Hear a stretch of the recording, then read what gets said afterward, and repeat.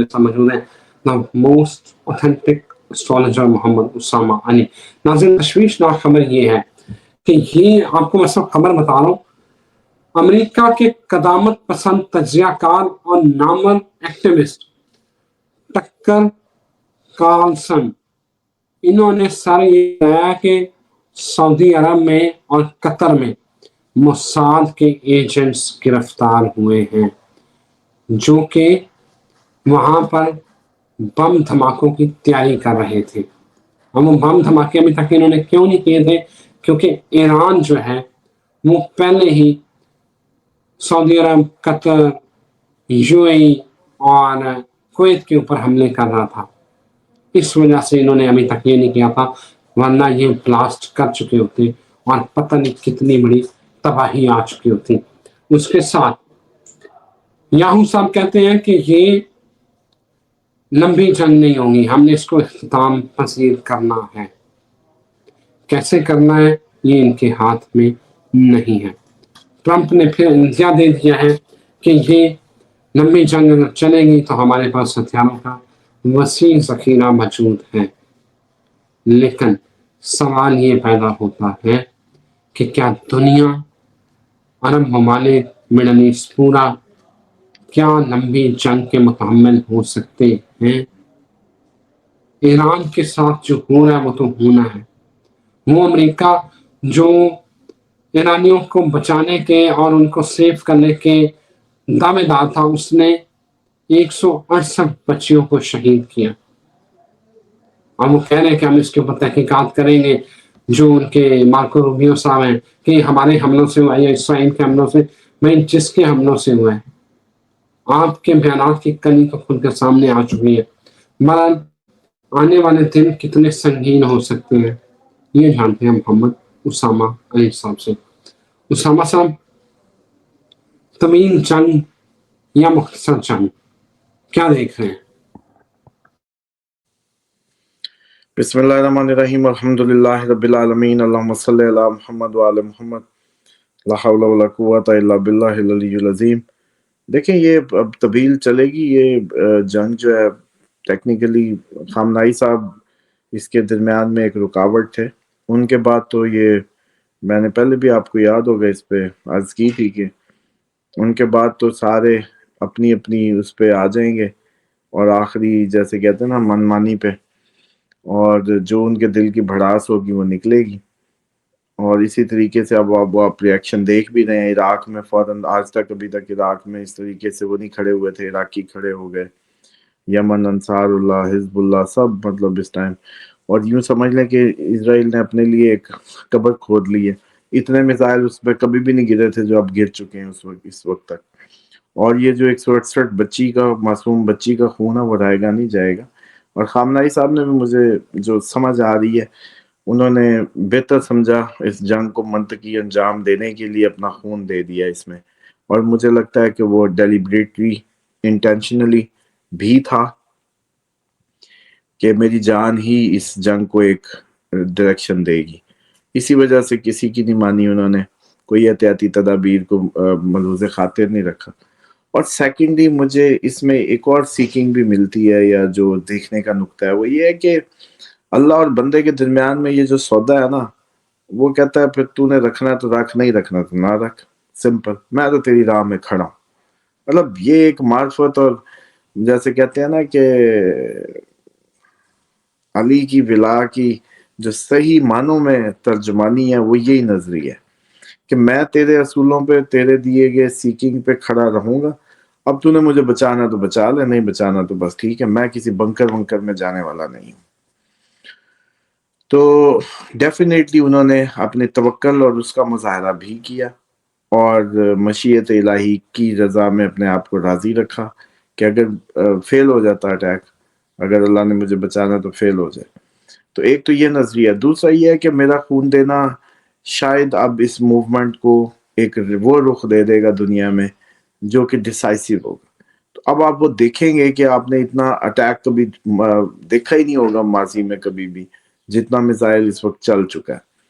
और अभी भी आप लोगों को ये लग रहा है, जब याद है जब इजराइल ने जब इतने مار دیے فلسطینی. تو میں آپ کو کہا کرتا تھا کہ یار یہ سب کا نمبر لگا ہوا ہے, ان کو سمجھ نہیں آ رہی. اور ستاروں کے حساب سے بھی وہ ایک بلڈ لائن ہے, ایک ریس ہے, ایک ہی کنارہ ہے, اس کو شروع ہوگی انریسٹ. تو ان کو سمجھ نہیں آ رہی. دوسرا میں کہتا ہوتا تھا کہ یار انہوں نے اتنا بندہ مار دیا, اب کہاں سے امن آئے گا زندگی میں. مطلب رضوان صاحب 168 بچی کا والد, جتنا بھی والد ہے 168, وہی کبھی سکون سے اب نہیں بیٹھنے والا. آپ نے معصوم بچی مار دی, اس کی زندگی کو آپ نے اسی لمحے میں قید کر دی ہے. خامنائی صاحب کے فالوور کو آپ نے کہیں کا چھوڑا نہیں ہے, وہ وہیں قید ہو گیا ہے. اسی طریقے سے جتنا آپ نے غزہ میں ظلم کیا وہ سارا وہیں کا وہیں قید ہے, اسی لمحے میں, اسی اپنے پیارے کی موت کے لمحے میں قید ہو گیا ہے. آپ نے پورے علاقے کو اتنا زخم دیا ہے کہ اب اسرائیل کا وجود ہی ناممکن ہے. تو اب اسرائیل کا وجود ناممکن ہے, لیکن اسرائیل نے تو پورے نیل سے فرات تک قبضہ کرنا ہے. تو یس کرے گا, لیکن یہ اب سلسلہ کروٹیں لیتی, جنگ آگے بڑھتی جائے گی. آخر کار وہ دن آ جائے گا جس دن کے ہم سالوں سے انتظار میں ہیں, جس دن کے سب بڑے عرصے سے انتظار میں ہیں. یہ دنیا تنگ آ چکی ہے اب. ہینیس کرائم, ایپسٹین فائلز کے بعد, اور یہ جتنا بھی ظلم, اب جتنا میزائل انہوں نے مار دیا ہے. آپ خود سوچیں, اسکولوں پہ مار رہے ہیں, ہاسپٹلز پہ مار رہے ہیں, اور یہ صرف اس لیے مار رہے ہیں کہ مزید اس میں شدت لائی جائے تاکہ ایران کا ریاکشن اور تیز ہو.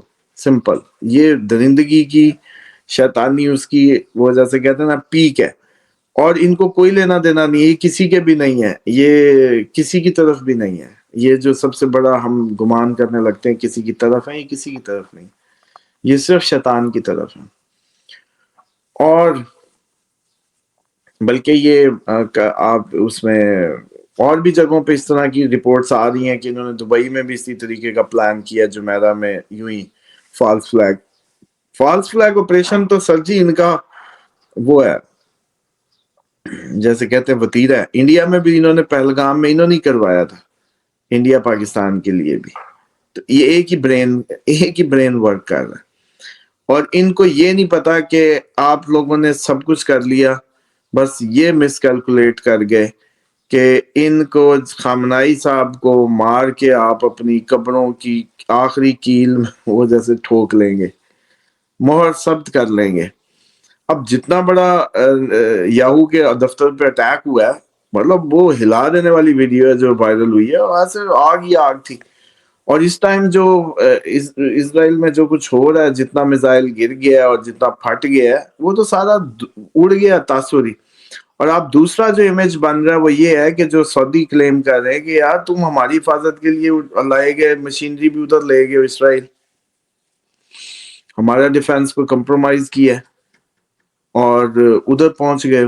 تو یہ سب دیکھ رہے ہیں, اور امریکنز کو بھی سمجھ آ رہی ہے کہ ہمارا پیسہ ہمارا وہ, اور ہم اسرائیل کو جا کے ڈیفینڈ کر رہے ہیں, ہمارے فوجی ادھر مار رہے ہیں, اور پیسہ بھی ہمارا, سب کچھ. تو ان کو بعد میں پتا چلے گا کہ بھائی صاحب یہ ساری آپ کا سسٹم ہی اس کا کانا ہوا. تو یہ اسی کا نتیجہ ہے. اب مزید آپ لوگوں نے کیا دیکھنا ہے, اور اسی بہانے مجھے لگتا ہے کہ یہ باقی بھی اسی چکر میں پیچھے پیچھے لپکتے دم ہلاتے اس فائٹ میں آ رہے ہیں, یورپینز بھی اور باقی بھی. تو یہ صورتحال ہے کہ یہ جنگ رکنے والی نہیں ہے. یہ جنگ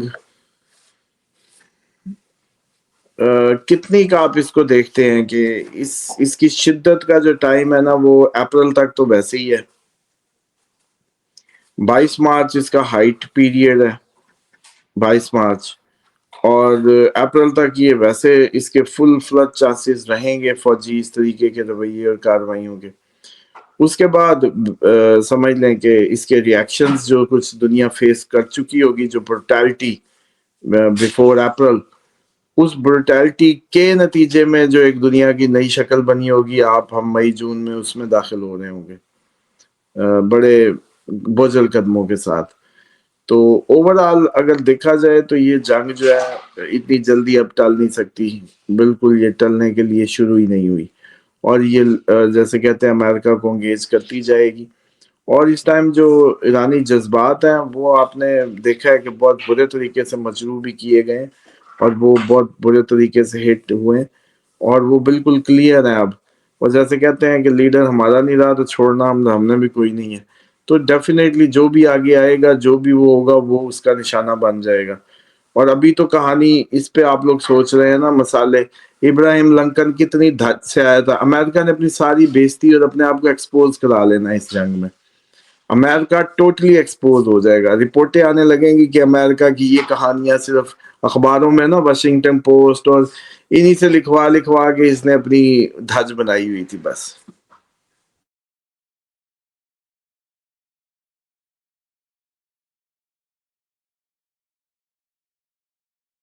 اسامہ صاحب اس وقت ہم میرے خیال میوٹ کریں گے. اسامہ صاحب سوال یہ ہے کہ اس وقت تہران تباہ ہو چکا ہے مکمل طور پر، اور خدشات یہ ہیں کہ جو گروہ ہیں، جو ابھی تک تو سکون ہے، جو خامنہ صاحب کی شہادت کے بعد کچھ نہیں ہوا، لیکن چھوٹے چھوٹے گروہ ہیں جو ابھی جو باہر نکلیں گے اور فتنہ فساد پھیلائیں گے. اصل ہدف جو وہاں کے تھنک ٹینک ہے وہ یہ بتا رہے ہیں کہ قیادت کی تبدیلی تھا. جوہری جو مسئلہ ہے وہ تو تھا ہی نہیں. اب مجھے صرف یہ چیز بھی بتائیں کہ آنے والے دنوں میں ایران میں مزید ہنگامے اور فساد ہوگا. جنگ تو چل رہی ہے، انٹرنل جو وہاں کے گروپس ہیں. اور دوسرا چاند گرہن، یہ اس کے بعد کیا تبدیلیاں آئیں گی؟ کیا اب وہ اپنے اثرات کھل کے دکھائے گا؟ پہلی بات تو یہ ہے کہ یہ صرف جو پہلے ایران میں بھی اسی طرح کی موومنٹس اور چیزیں چلتی رہیں گی. اب سول وار کائنڈ آف جیسی آپ بلوچستان میں فیس کر رہے ہیں، اور انڈیا کو بھی یہی سیم فیس کرنا ہے. یہ پورا خطہ ایک ہی پٹی ہے. اور سیکنڈلی یہ ہے کہ جو اس لیے مزاحمتیں تو چلیں گی. جہاں تک رہے گی بات ان کی تعداد بہت مضبوط ہے، بہت زیادہ ہے، بہت ڈیڈیکیٹڈ لوگ ہیں. تو ڈیفینیٹلی یہ اس کو اس طریقے سے تو گرا نہیں پائیں گے جیسے انہوں نے سوچا تھا. تو ایک تو یہ ہے کہ یہ طویل معاملہ ہے. دوسرا یہ ہے کہ سول وار اب ایران میں چلتی ہی رہے گی اس طرح کی کنڈیشن، کیونکہ یہ کامیاب تو ہونے نہیں لگے. تو جب کامیاب نہیں ہوں گے تو ڈیفینیٹلی پورے خطے میں مقابلہ کرنا پڑے گا. تو امریکہ بٹ جائے گا، اور ایک دن خود ہی جیسے کہتے ہیں، جیسے وہ یوکرائن ایشو سے پیچھے بھاگا ہے، ایسے ادھر سے بھی بھاگنے کی کوشش کرے گا. اینی ہاؤ، چاند گرہن کے افیکٹ یہ ہیں کہ یہ 15 دن مزید کریٹیکل ہو جائیں گے. چاند گرہن کے اثرات میں ایموشنز، آپ کی ایموشنل ورلڈ ہل جائے گی، حکومتیں ہلیں گی. انڈیا پاکستان جنگ ایکسپیکٹڈ رہے گی. اسی طریقے سے یہ جو انڈیا میں کوئی بہت بڑا ایونٹ ہونے کو جا رہا ہے، کوئی دل ہلا دینے والا ایونٹ انڈیا میں آ رہا ہے. اور اسی طریقے سے یہ پورا خطہ تو خیر ایموشنلی بہت زیادہ ڈسٹرب رہے گا، کیونکہ چاند گرہن کا تعلق آپ کے جذبات سے ہے، عوام کے جذبات سے لگ رہا ہے لیو سائن میں. تو ڈیفینیٹلی سرکاروں کے لیے، سرکاری عہدیداروں کے لیے کافی برا 15 دن ہے. اس میں یہ ہو سکتا ہے کہ کافی شخصیات پہ اٹیک کی خبریں ملیں آپ کو. Thank you very much Osama صاحب، بہت شکریہ آپ کے وقت کا. ناصرین مجھے یہاں اجازت ہے، ایک نئی ویڈیو کے ساتھ پھر محمد اسامہ علی صاحب کے ساتھ حاضر ہوں گے. تب تک خدا حافظ.